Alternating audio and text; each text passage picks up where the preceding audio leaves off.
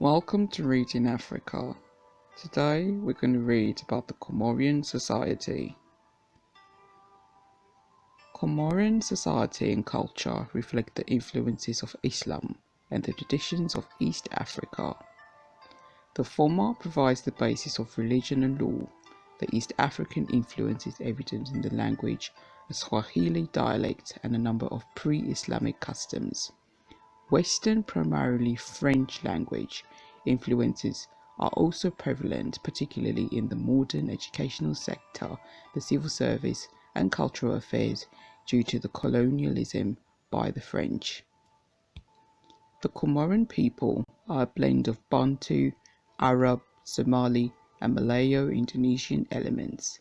A few small communities, primarily the Mahore, speak Kibushu, a Malagasy dialect.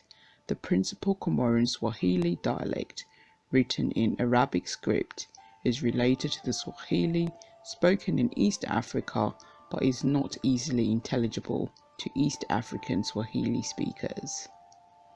Classical Arabic is significant for religious reasons, and the French language remains the principal language with which the Republic of Comoros communicates with the rest of the world. A number of ethnically distinguishable groups are found. The Arabs, descendants of the Shirazi settlers, who arrived in significant numbers in the 15th century. The Kafres, an African group that settled on the islands before the coming of the Shirazi. A second African group, the Makoa, descendants of slaves brought by the Arabs from the East African coast. The three groups of the Malayo-Indonesian peoples, the Omayataha, the Antolates, and the Sakalava, the latter having settled lately or largely on Mahore Island. Intermarriage has tended to blur the distinctions among these groups. However, Creoles, descendants of French settlers who intermarried with the indigenous peoples, form a tiny but politically influential group on Mahore, numbering no more than about 100 on that island. They are predominantly Roman Catholic and mainly cultivate small plantations. In addition, a small group of people descendant in part of the Portuguese sailors who landed on the Comoro Islands at the beginning of the 16th century are reportedly living around the town of Tagaju on the east coast of Njazija. Shirazi Arab royal clans dominated the islands socially, culturally, and politically from the 15th century until the French occupation. 11 such clans lived on Njazija, where their power was strongest, and their leaders, the sultans or sharifs, who claimed to be the descendants of Prophet Muhammad, were in a continual state of war until the French occupation.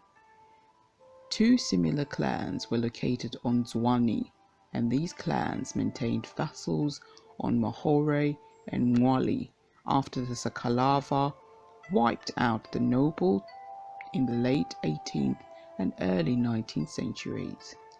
Although the clan system was weakened by the economic and social dislocations of colonial era, the descendants of clan nobles continued to form a major portion of the educated and paid classes.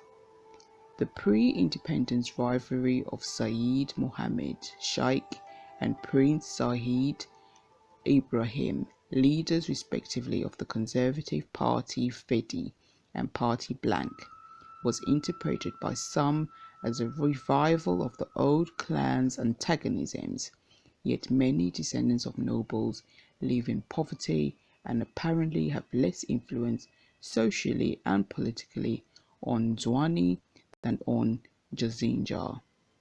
The present-day elite, although composed in part of those of noble ancestry who took advantage of the opportunities of the cash crop economy established by the French, is mainly defined in terms of wealth rather than caste or descendant.